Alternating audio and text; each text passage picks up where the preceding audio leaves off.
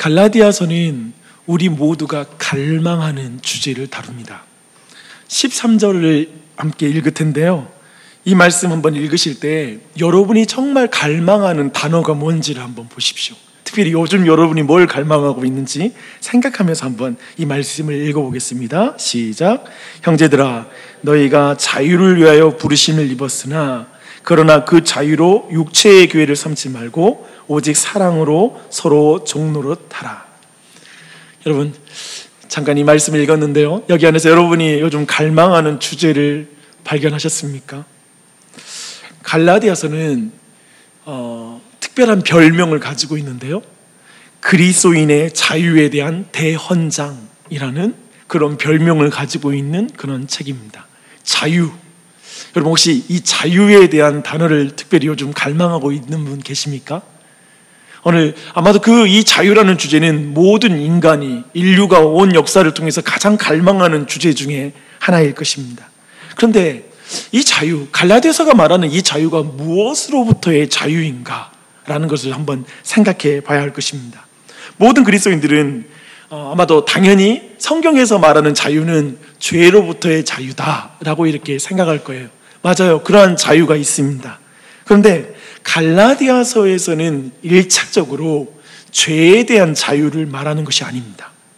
5장 1절에서 한번 4절 말씀을 보면 무엇으로부터 자유인지가 나와 있거든요. 한번 갈라디아서 5장 1절로 4절입니다. 제가 읽겠습니다. 그리스도께서 우리를 자유롭게 하려고 자유를 주셨으니 그러므로 굳건하게 서서 다시 종의 멍에를 매지 말라. 보라, 나 바울은 너희에게 말하노니 너희가 만일 할례를 받으면 그리스도께서 너희에게 아무 유익이 없으리라. 내가 할례를 받는 각 사람에게 다시 증언하노니 그는 율법 전체를 행할 의무를 가진 자라. 율법 안에서 의롭다함을 얻으려 하는 너희는 그리스도에게서 끊어지고 은혜에서 떨어진 자로다. 여러분, 무엇으로부터 자유인가요? 발견했습니까? 여기서 말하는 자유는 율법으로부터의 자유입니다. 더 정확하게 말하면 율법을 행함으로 의롭다함을 얻으려는 그 수고, 모든 시도로부터의 자유입니다. 그 속박으로부터의 자유입니다. 근데 이 자유를 좀 더 우리가 분명하게 입체적으로 우리 안에 와닿게 이해하려면 갈라디아서가 써진 그 배경을 조금 이해할 필요가 있습니다. 1장을 보면 사도 바울이 갈라디아를 떠나고 나서 얼마 지나지 않아 갈라디아 지역의 교회들이 다른 복음을 받아들이게 됩니다. 근데 이 복음을 전하는 거짓 선생들이 있어요. 그들은 바로 유대 그리스도인으로서, 유대 배경을 가진 그런 그리스도인들로서 그들이 가르친 복음은 한마디로 이런 주장입니다. 그리스도인이 되려면 할례를 받아야 한다. 유대인이 되지 않고는 그리스도인이 될 수 없다. 이런 복음을 그들이 증거하게 됩니다. 이것은 예수 그리스도의 복음에 할례와 율법을 더해야 된다라고 말하는 것입니다. 그리스도의 복음에는 뭔가 부족하기 때문에 뭔가 더 더해야지 온전해진다라고 말하는 것이기도 합니다.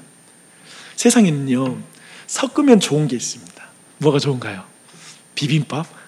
이걸 섞으면 맛있어지죠, 그렇죠? 국밥, 제가 굉장히 좋아하는데요, 이것도 섞으면 되게 맛있어집니다. 근데 섞으면 망하는 것이 있어요. 예를 들면 기름과 물을 섞으면 자동차가 망가집니다. 엔진이 망가져요. 그것처럼 복음의 할례와 율법을 섞으면 교회가 망가집니다. 우리의 신앙이 망가집니다. 이걸 기억해야 돼요. 근데 5장 1절에서 4절에서 바울이 말하고 있는 논점은 굉장히 분명해요. 분명한 요점은 이거예요. 누군가 율법의 한 부분인 할례를 행함으로 의로워지려고 한다면 그 사람은 모든 율법을 다 행해야 된다라는 것입니다. 그리고 할례 하나 정도는 괜찮겠지라는 식으로 나이브하게 생각하지 말아라 라는 것을 지금 사도 바울은 지금 5장 1절에서 4절에서 말하고 있습니다. 그리고 사도 바울은 율법을 행함으로 의로워지려는 시도와 그리스도의 공로를 믿음으로 의로워지는 것은 섞일 수 없는 배타적인 관계다라는 걸 분명하게 말하고 있습니다. 사도 바울에게 할례와 그리스도는 양자택일의 문제입니다. 명백하게 한쪽만을 선택할 뿐이지 같이 갈 수 없는 주제입니다. 하지만 지금 갈라디아 교회는 이게 같이 갈 수 있다고 생각하는 거예요. 마치 오늘날에 하나님 믿는 것과 돈이 같이 갈 수 있어. 어쩌면 하나님 믿는 것과 내 출세가 같이 갈 수 있어. 어쩌면 세상의 즐거움과 하나님을 따르는 그 즐거움이 같이 갈 수 있어 라고 생각하는 것과 비슷한 이치입니다. 그런데 사도 바울은 분명하게 양자택일의 문제라고 말하고 있는 것이죠. 5장 12절에서 그래서 사도 바울은 갈라디아 지역의 교회들에게 분명하게 결단을 촉구합니다. 그 12절 말씀 보십시오. 너희를 어지럽게 하는 자들은 스스로 베어버리기를 원하노라. 굉장히 강한 표현이죠. 칼로 쭉 잘라내라는 것입니다. 그리스도로 충분하지 않고 할례가 필요하다고 말하는 자들, 그리스도의 행하심을 믿는 것으로는 부족하고 우리의 행함이 추가적으로 필요하다고 말하는 자들, 그렇게 가르치는 자들과 관계를 완전히 끊어버려라 라고 이렇게 요구하고 있는 것입니다. 네, 1장 9절을 보니까요, 사도 바울이 더 심한 말을 합니다. 이 문제에 대해서 우리가 전에 말하였거니와 내가 지금 다시 말하노니 만일 누구든지 너희가 받은 것 외에, 이것은 예수 그리스도만 믿음으로 의로워진다라는 그 복음이죠. 그 복음 외에 다른 복음을 전하면 거기에 더하여서 할례와 그리고 율법을 행해야 된다라고 많은 걸 더하여 전하면 저주를 받을지어다 라고 이렇게 말하고 있습니다.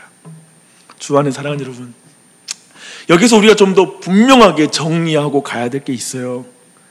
기독교는 인간의 행위로 성취되는 종교가 아니라는 것입니다. 성경이 말하는 구원은 인간의 선행을 통해서 얻을 수 있는 그런 구원이 아닙니다. 이것이 모든 종교와 차이점입니다. 1장 6절을 보면 기독교 신앙의 본질을 보여주는 그런 말씀이 있어요. 1장 6절, 그리스도의 은혜로 너희를 부르시니 라는 표현이 있습니다. 성부 하나님은 그리스도의 은혜로 우리를 부르신 분이라는 거예요. 근데 구원은 인간이 쟁취하는 것이 아니라 그리스도의 은혜로 부름받은 사람들이 얻는 것. 부름받는 사람이라는 게 수동적이잖아요. 내가 쟁취한다는 의미가 아니잖아요. 이걸 지금 말하고 있어요. 5장 13절에 보니까요, 동일하게 말하고 있습니다. 형제들아, 너희가 자유를 위하여 부르심을 입었나니 라고 말합니다. 자유는 우리가 어떻게 투쟁하여서 얻어내는 것이 아니라 부르심을 받아 얻는 것이죠. 자유를 향하여 우리가 부르심을 받은 자들만이 참된 자유에 이를 수 있다는 걸 성경은 도리어 말하고 있습니다. 성경이 말하는 그 진리는 그래서 분명히 무엇입니까? 기독교는 하나님이 성취하는 종교라는 것입니다. 제가 이 종교라는 말을 많은 분들이 싫어하는 거 알고 있어요. 높은 가르침이란 뜻이잖아요. 그걸 넘어서는 것이니까요. 그리스도가 구원을 이룬다는 말입니다. 하나님의 구원을 이루는 것이 바로 기독교입니다. 성경의 진리입니다. 그러므로 5장 1절에서 사도 바울은 우리 모두에게 분명하게 말하고 있습니다. 그리스도께서 우리를 자유롭게 하려고 자유를 주셨나니. 누가 자유를 주죠? 그리스도께서 우리에게 자유를 주시는 거예요. 그분이 행하신 것으로 공로로 말미암아 우리에게 자유를 주시는 것입니다. 그러므로 굳건하게 서서 다시는 종의 멍에를 매지 마라 라고 이렇게 우리 모두에게 말씀하고 있습니다. 그리스도가 율법을 완벽하게 지키심으로 말미암아 우리에게 자유를 주셨습니다. 그러니 다시 의로움을 얻기 위해 율법을 지켜야 하는 그 종의 멍에를 매지 말아라 라고 이렇게 말하고 있는 것입니다. 이것이 사도 바울이 갈라디아에서 말하는 신자의 자유입니다. 근데 사실 우리 모두가 추구하는 자유는 이 카테고리 안에 있습니다. 즉, 내가 노력하여 돈을 벌어 높은 지위에 오를수록 우리는 뭔가 더 자유로워질 거라고 생각합니다. 성취를 통해, 성공을 통해, 명예를 통해, 권력을 통해 어떤 이 모든 사람들의 인정과 그런 모든 안정적인 삶을 통해 내가 자유로워질 거라고 생각합니다. 이 모든 것도 인간 성취 기반으로 하는 자유에 대한 개념입니다. 그런 모든 거에서 지금 성경 말하고 있지 않는 것이죠. 그리스도께서 너희를 자유케 하려고 자유를 주셨나니 오직 그리스도만이 우리에게 참 자유를 주십니다. 믿으십니까? 그래서 조금은 보이는 내용인지 모르지만 이것을 한 문장으로 말하면 이거예요. 한번 따라해 볼까요? 나는 복음의 향기이지 복음이 아니다. 그렇죠?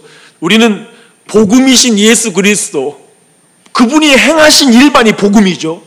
그래서 때로는 우리가 온전하게 복음의 향기가 되지 못할 때도 있어요. 넘어질 때도 있어요. 우리의 삶이 악취를 풍길 때도 있어요. 그러나 헷갈리지 말 것은 뭐냐면 우리가 복음은 아니라는 거예요. 복음의 향기일 뿐이죠. 우리는 복음이신 예수 그리스도, 거기에 우리를 플러스해서 그 복음을 말하면 안 돼요. 마땅히 우리는 순종해야 되고 그리고 복음의 향기된 삶을 살아야 되는 게 맞지만 그 복음에 우리가 더해서 복음이 온전해지는 건 아닙니다. 예수 그리스도로 말미암아, 그분이 행하심으로 말미암아 복음은 완전한 줄 믿습니다. 그 완전한 복음을 의지하십시오. 그런데 율법을 지켜 의로워지려는 것으로부터 자유를 갈라디아 교회의 거짓 선생들은 이런 식으로 오해하고 비아냥거리듯 질문했습니다. 이런 식이에요. 당신이 말하는 그 자유는 나의 눈에는 방종에 지나지 않는 자유이다. 예수님의 공로를 믿음으로만 구원을 얻는다라면, 우리의 행위가 필요 없다라고 말한다라면 율법을 전혀 지키지 않아도 되겠네요. 영혼은 구원받았으니 육체는 마음대로 죄짓고 살아도 괜찮다는 말로 들리네요. 이미 십자가의 공로로 모든 죄가 용서받았다라면, 그래서 의로워졌다라면, 예수님이 율법을 지킨 그 의가 믿음으로 말미암아 당신의 의가 되었다라고 말한다라면, 그럼 이제 마음대로 죄를 범해도 되겠고 그리고 율법을 지키지 않아도 되겠네요. 이렇게 오해하는 자들이 있었습니다. 그렇게 공격하면서 할례를 행해야 된다, 그리고 다시 율법을 지켜야 된다, 예수 믿는 게 그렇게 쉽지 않다라고 이렇게 말하면서, 구원 얻는 게 그렇게 간단하지 않다라고 말하면서 신비한 가르침을 주는 것처럼 그렇게 사람들을 현혹했습니다. 많은 사람이 거기에 넘어갔어요. 저는 확신하건대 오늘날 현대에도 수많은 그리스도인들이 여기에 넘어가 있습니다. 이걸 기억하셔야 돼요. 사도 바울은 끊임없이 할례파 유대인들로부터 이런 종류의 어떤 오해와 비난 섞인 조롱을 그의 사역 내내 들었습니다. 사도 바울은 이런 오해와 질문에 정말 기가 막힌 대답을 내놔요. 그게 13절이에요. 13절 말씀 다 함께 읽어보겠습니다. 시작. 형제들아, 너희가 자유를 위하여 부르심을 입었으나 그러나 그 자유로 육체의 교회를 삼지 말고 오직 사랑으로 서로 종노릇하라 라고 말합니다. 저는 이 말씀을 제가 이렇게 좀 의역해 봤습니다. 우리는 율법을 지켜 의로워지려는 것으로부터 자유롭습니다. 우리는 더 이상 율법 아래에 있지 않습니다. 하지만 그 자유로 육체 아래로 기어들어가지 마십시오. 그 자유는 죄 짓는 자유가 아니기 때문에 그렇습니다. 그 자유는 교회 안에서 오직 사랑으로 서로 종노릇하는 자유입니다. 하나님의 율법을 기쁨으로 이루는 자유, 그것이 바로 신자의 자유입니다. 지금 이렇게 사도 바울은 말하고 있습니다. 잠깐만요. 저는 방금 전에 하나님의 율법 아래에 있지 않는 자유를 말했어요. 그리고 나서 그 뒤에 하나님의 율법을 기쁨으로 이루는 자유를 또 말했습니다. 좀 이 두 가지 말이 지금 헷갈리죠? 충돌하는 것처럼 보일 수 있어요. 근데 이 말씀 14절 말씀 읽고 나서 한번 정리해 보십시다. 함께 읽습니다. 온 율법은 내 이웃 사랑하기를 내 자신같이 하라 하신 한 말씀에 이루어졌나니 라고 말합니다. 지금 이 모든 것을 고려할 때 지금 사도 바울이 말하는 그 자유는 무엇입니까? 그리스도인의 자유는 모든 율법을 지킬 필요 없어, 율법을 폐기했어, 율법과 상관없어 라고 말하는 그 자유가 아니에요. 모든 그리스도인은 하나님을 사랑하고 이웃을 사랑하라는 그 율법을 지켜야 됩니다. 그런 의무가 있습니다. 그렇죠?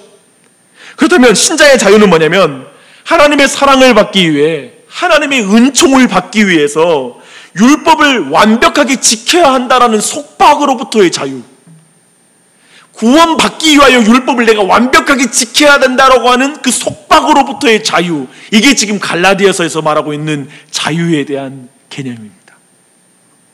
주 안에 사랑하는 여러분, 예수님이 내가 지키지 못한 하나님 사랑과 이웃 사랑의 율법을 온전히 성취하셨음을 믿으십니까?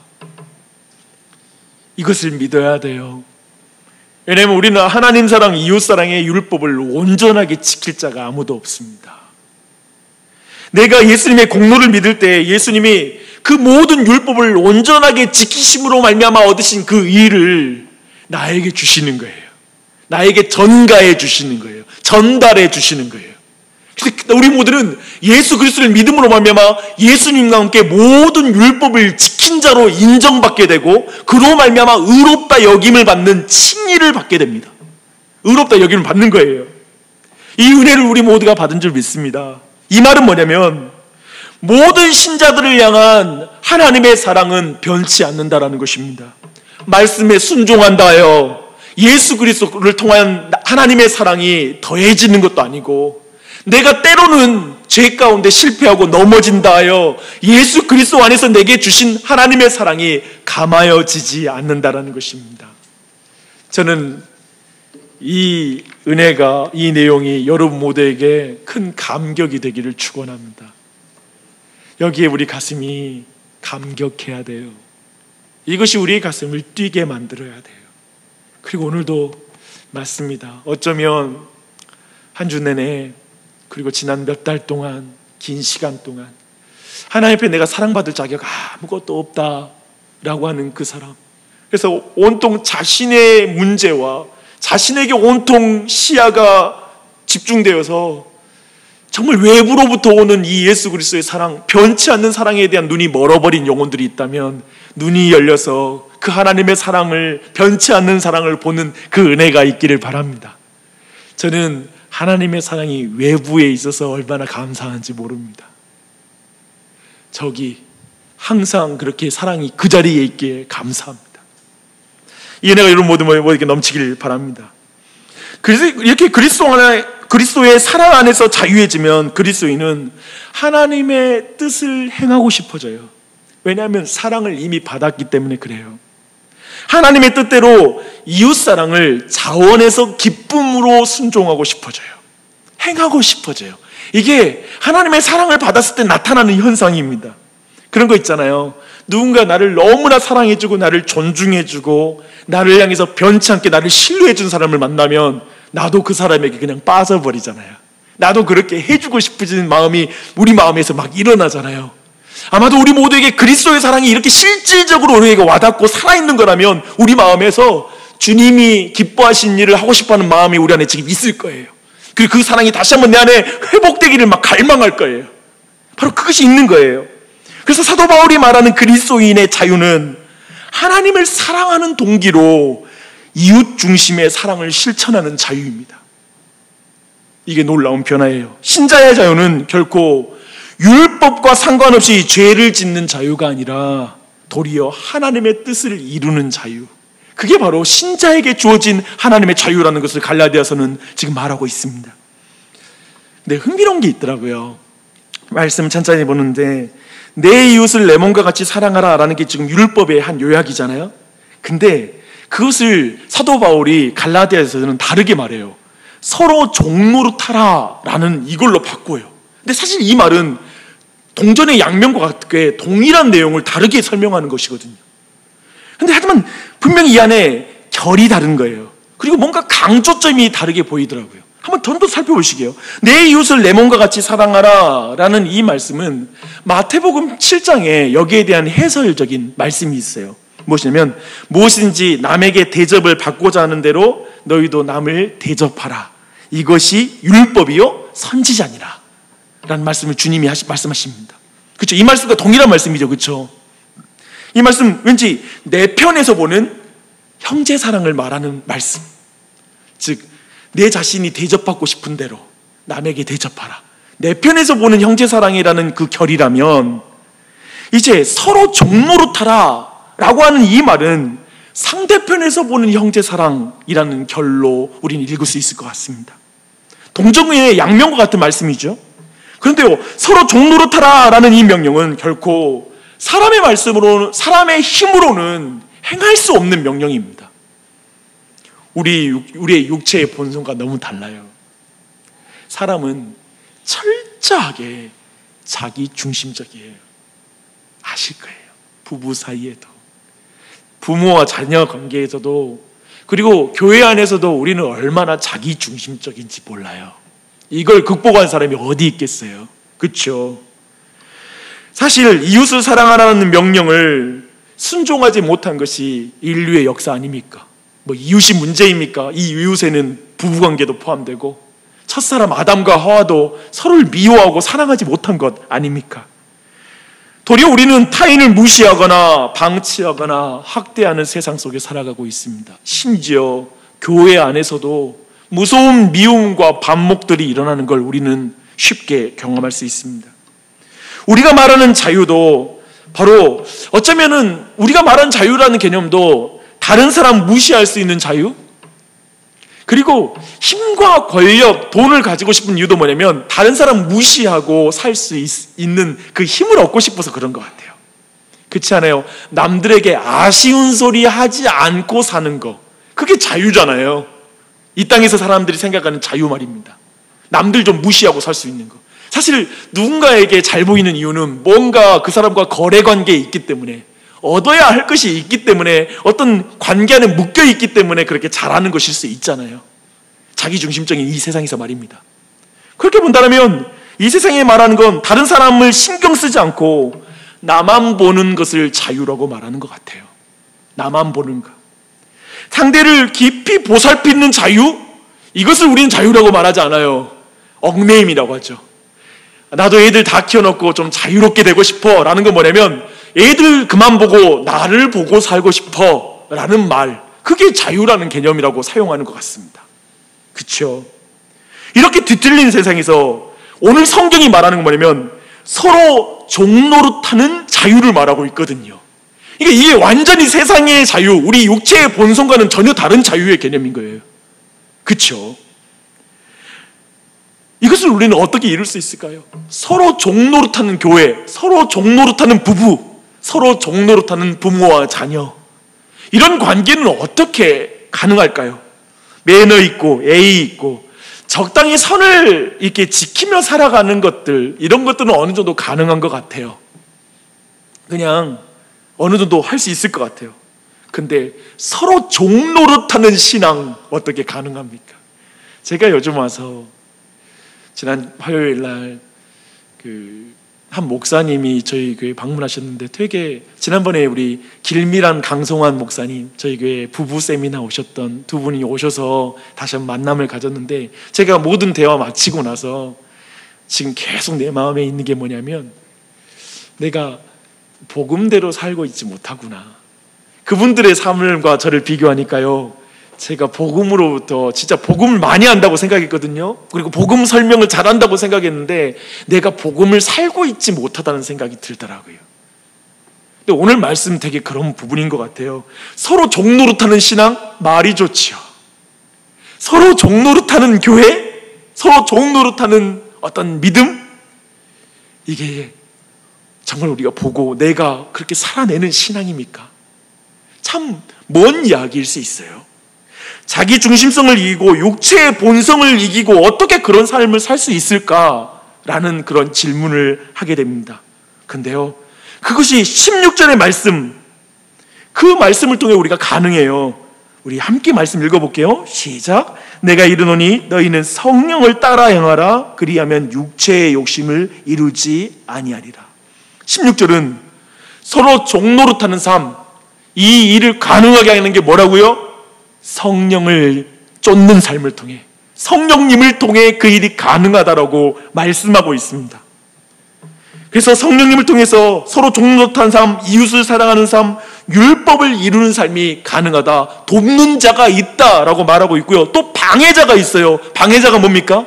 육체의 소욕, 육체라고 말하고 있습니다. 육체의 본성입니다. 죄된 본성을 말하는 것입니다.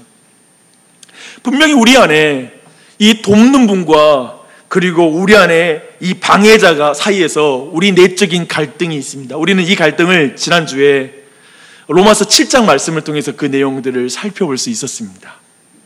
로마서 8장에서는 동일한 말씀, 오늘 말씀 성령님이 우리를 도우신다는 말씀을 로마서 8장 13절 한번 우리가 2주 전에 설교이죠. 그 내용을 기억하면서 한번 보십시다. 8장 13절에 너희가 육신대로 살면 반드시 죽을 것이로되 영으로서 몸의 행실을 죽이면 살리니 라고 말하고 있습니다. 오늘 본문에서는 하나님 나라에 육체대로 살면 하나님 나라에 들어갈 수 없다라고 말하고 있죠. 동일한 구조예요. 그리고 26절, 로마서 8장 26절에 이렇게 말합니다. 이와 같이 성령님이 우리의 연약함을 도우시나니 우리는 마땅히 기도할 바를 알지 못하나 오직 성령이 말할 수 없는 탄식으로 우리를 위하여 친히 간구하시니라. 마음을 살피시는 이가 성령의 생각을 아시나니 이는 성령이 하나님의 뜻대로 성도를 위하여 간구하심이라. 우리가 알거니와 하나님을 사랑하는 자 곧 그의 뜻대로 부르심을 입은 자들에게는 모든 것이 합력하여 선을 이루느니라. 아멘. 로마서는 철저히 성령님의 도우심을 강조합니다. 우리의 무력함과 우리의 무지함을 강조하죠. 근데 갈라디아서는 우리에게 성령님을 철저하게 따라 행할 것을 강조하고 있습니다. 우리의 책임을 말하는 거예요. 하나님께서 우리 무력한 자를 위해서 행하시는 그 주권적인 행하심과 우리의 책임이 갈등을 일으킵니까? 다른 것입니까? 아니요. 하나님이 무력한 우리를 도우시고 무지한 우리를 위해서 기도하시는 성령 하나님을 신뢰할 때 우리는 적극적으로 그 선하신 분에게 적극적으로 순종하며 그분을 따라 행할 수 있는 줄 믿습니다. 항상 그래요. 깊이 사랑하고 신뢰하는 사람에게 더 큰 충성이 가요. 나를 신뢰하지 않는 사람에게 조그만 시간도 마음도 주고 싶지 않아요. 지금 성경 그걸 말하는 거예요. 성령님 그렇게 일하시는 거예요. 우리는 참으로 우리를 믿고 돕는 분에게 가장 적극적인 삶을 살 수 있습니다. 성령 하나님 우리에게 서로 종노릇함으로 이웃을 사랑하라는 그 하나님의 말씀을 이루시는 그 분이십니다. 그 일을 이루도록 우리를 돕는 분이십니다. 이걸 믿으십시오. 성령님을 쫓아 이웃 사랑의 삶으로 나아가면 사랑과 희락과 화평과 오래 참음과 자비와 양성과 온유와 절제라는 열매를 맺어요. 제가 근데 여기서 말씀에서 늘 성령의 9가지 열매 말하면서 많은 사람이 놓치는 게 뭐냐면 성격 좋고 자기가 완벽한 자가 되기 위해서 그렇게 도덕적이고 윤리적인 사람이 되기 위해서 이 은사를 구한다라는 거예요. 자꾸 그 앞에 것과 연결을 못 시켜요. 지금 성령의 열매가 맺는 나무가 뭔지 아세요? 물론 성령님이시면 그 나무 자체는 뭐냐면 이 명령이에요. 내 이웃을 사랑하는 것. 서로 종노릇하는 나무에 그 순종의 삶에 성령님이 이 9가지의 열매를 맺는 거예요. 이것은 매우 관계적이고요, 공동체적이에요.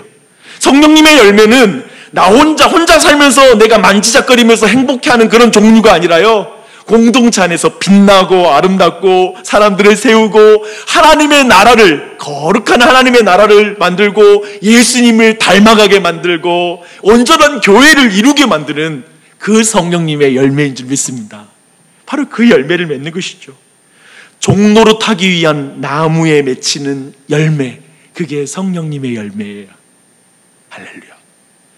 어쩌면 우리 시대는 성령님을 간구하지 않는 이유는 우리가 종노릇하는 신자의 삶의 그 명령을 놓쳤기 때문일 수 있어요.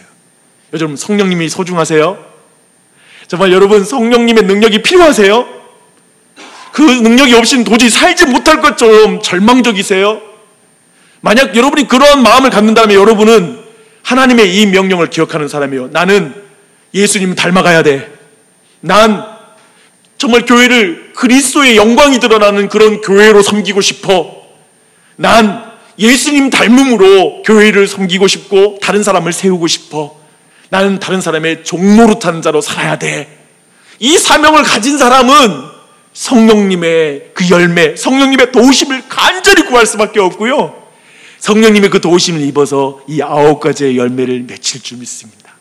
그래서 이 열매를 통해 우리의 신앙을 확인할 수 있어요. 점검할 수 있어요. 이 열매를 보아서 그 나무를 알 수 있거든요.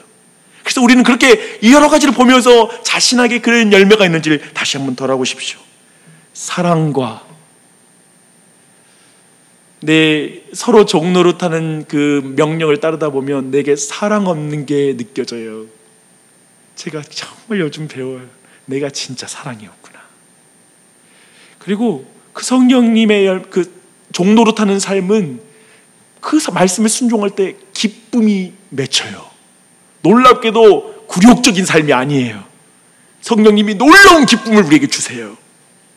그리고 화평과 오래 참음과 자비와 양성과 온유와 절제, 그 모든 일을 이룰 수 있도록 인내하며 끝까지 참아내며 안 되는 사람들, 반응하지 않는 사람들을 품어가며 그 교회를 이루도록 이끌어 가신다라고 말씀하고 있습니다. 이 성령의 열매, 종노릇하기 위한 그 나무에 맺히는, 그 인생들에게 맺히는 이 열매가 여러분의 삶에 넘치기를 바랍니다.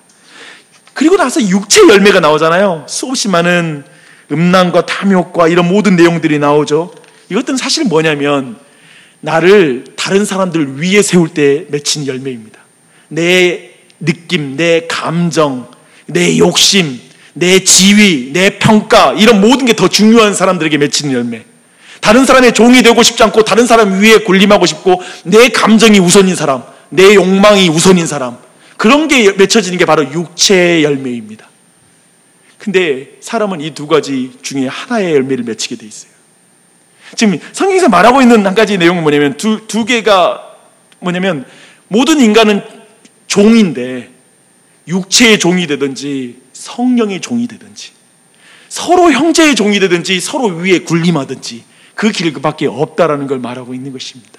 전 여러분이 형제의 종이 되는 그 길, 하나님의 종이 되어 그 길을 걸어가며 성령님의 열매를 맺히고 그리스도를 닮아가는 은혜가 우리 모두에게 넘치기를 바랍니다. 아멘.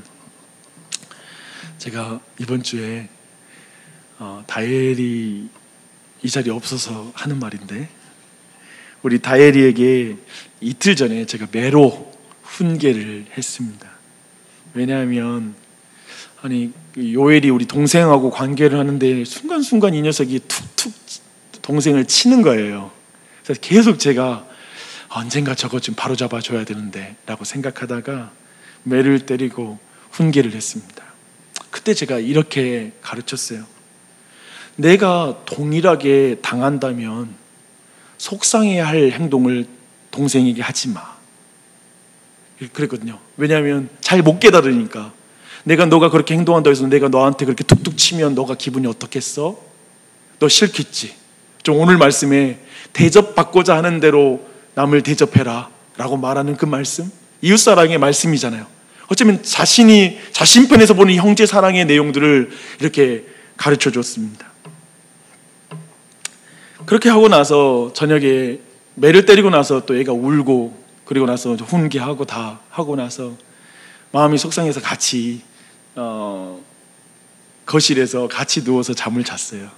옆에서 위로해 주면서. 근데 그 잠자기 전에 갑자기 제 마음에 그런 마음이 들더라고요. 이렇게 또 다시 말을 했어요. 좀 뒷마무리가 되게 어려워요, 항상. 그렇죠? 매 때리고 나서도 마무리가 힘든데 그런 말을 했어요. 다혜라, 아빠도 사실은 이럴 때가 많아.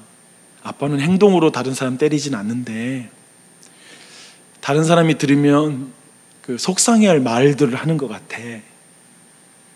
어쩌면 나도 그 말 들으면 상처받을 수 있는 말을 난 다른 사람에게 쉽게 하는 것 같아. 아빠도 그런 죄인이야. 잘 안 돼. 하지만 그대로 살면 안 돼. 이런 남들에게 내가 대접받고 싶어 한다면 그대로 해주는 게 맞아. 남들에게 내게 해주고 싶은 말, 듣고 싶은 말이 있다면 나도 그 사람에게 그렇게 해주는 게 맞아. 그게 형제 사랑이야 라고 이렇게 말해주면서 잠자리에 들어서 잠을 자려고 하는데 제가 눈물이 그렇게 나는 거예요. 저도 눈물이 나고, 나도 아이를 이렇게 혼내고 매를 때렸지만 나도 이렇게 형제 사랑이 깊지 않다. 나도 그렇게 정말 무리할 때가 많고 바르게 행하지 못할 때가 참 많다라는 생각 때문에 그렇게 눈물이 나더라고요. 근데 어제, 이틀 전에 그렇게 매를 때렸는데 어제 또 다혜리가 동생을 툭 건드리는 거예요. 제가 또 한 번 열이 확 올라왔습니다. 그래서 또 한 번 매를 때렸어요. 근데 이제 다혜리 붙잡고, 다혜라, 안 되지. 진짜 안 되지. 그러면서 오늘 말씀이 생각나는 거예요. 말해줬어요. 다혜라, 정말 우리는 우리 힘으로 참 안 되는 것 같아. 알면서도 그렇게 행동이 안 돼. 고쳐지지가 않아. 그래서 성령 하나님의 도움이 필요해. 너가 정말 예수님을 바르게 믿고 성령님이 도와주지 않으면 우리가 이런 게 안 고쳐져. 분명히 어제 내가 너한테 기준 말해줬잖아. 너가 대접받고 싶어하는 대로 대접해 주라고. 근데 그 말씀이 안 지켜지는 거야 라고 이렇게 다시 한번 훈계하면서 그냥 눈물이 나더라고요. 또 같이 붙잡고 또 기도해 줬어요. 안 된다고. 근데 다일에게, 그러면 다일이가 뭐라 하냐면, 안 되면 어떻게 그냥 그렇게 말하는 거예요. 안 되는데 어떻게 하냐고. 그냥. 근데 똑같이 어른더라고. 뭐냐면, 아이 뭐 들어도 그대로 안 되는 걸 어떻게 해요. 그래서 말했어요. 그러니까 성령님이 필요해. 성령님이 도와주지 않으면 안 돼. 성령님 우리 안에 역사해 주시고 우리와 함께 하셔. 성령님을 의지하면서 너가 죄와 싸워야 돼. 이렇게 나누는 시간을 가졌습니다. 사랑하는 여러분, 우리는 어떤 성령 충만을 원할까요? 우리에게 어떤 성령 충만함이 필요합니까? 서로 종노릇하게 하는 그 성령 충만. 성령님이 너무나 절박하게 필요해요. 그러면 뭐 그냥 아말감이 금리빨되고 뭐 하늘에서 뭐 금가루 떨어지고 뭐 이런 거 하면 별로 필요가 없잖아요. 여기 있는 분들 대부분은. 저는 그냥 아말감 이대로 살 마음이 있고요. 바뀌어도 소용없으니까 별로 관심 없어요. 근데 우리 모두 안에 내가 예수 그리스도의 말씀대로 서로 종노릇하는 형제 사랑을 실천하는 게 내 마음의 사명이 되고 중심이 되면 성령님이 없이 안 되는구나. 정말 내게 성령 하나님의 도움이 필요하구나 라는 게 간절해지는 것 같습니다. 그래서 여러분 안에 그 마음, 그 믿음으로 나아갔으면 좋겠어요. 그래서 생각해보세요. 그리스도가 겸손의 종이 되셨잖아요. 그분이 우리의 종이 되셨어요. 서로 종노릇하라는 명령은, 그래서 제가 보니까요, 그 전까지는 내 몸과 같이 사랑하라는 기준의 이런 형편의 내용이 나왔다면, 그리스도의 죽음 이후에 그 내용뿐만 아니라 모든 내용이 그리스도가 우리의 종이 되어서 자신의 몸을 우리를 위해서 내어주신 것과 같이 우리가 교회를 사랑하고 이웃을 사랑하고 하는 그 사명을 우리에게 주어진 줄 믿습니다. 여러분, 그 일을 그리스도께서 보내주신 성령 하나님께서 우리 가운데 내주하사 우리를 도우실 거예요. 그래서 성령님을 의지하며 나아가는 온 교회가 되었으면 좋겠어요. 우리 교회가 성령 충만한 교회 되기를 축원합니다. 온 가정 여러분 모두 성령 충만한 은혜가 넘쳐서 서로 종노릇하는 은혜가 부부 사이에 있길 바라고요. 자녀들과 관계 안에서도 정직하게 내 죄를 인정하면서 성령님을 의지하는 부모로 서는 것, 강한 척 하지 말고요, 나 성령님 의지한다라는 걸 아이들에게 알려주는 게 최고의 교육이에요. 그리고 교회에서도 성령님을 의지하는 어른으로 서는 것, 그게 하나님 앞에 가장 아름다운 모습인 줄 믿습니다. 그렇게 주님께 나아가는 온 교회가 되기를 축원합니다. 기도하겠습니다.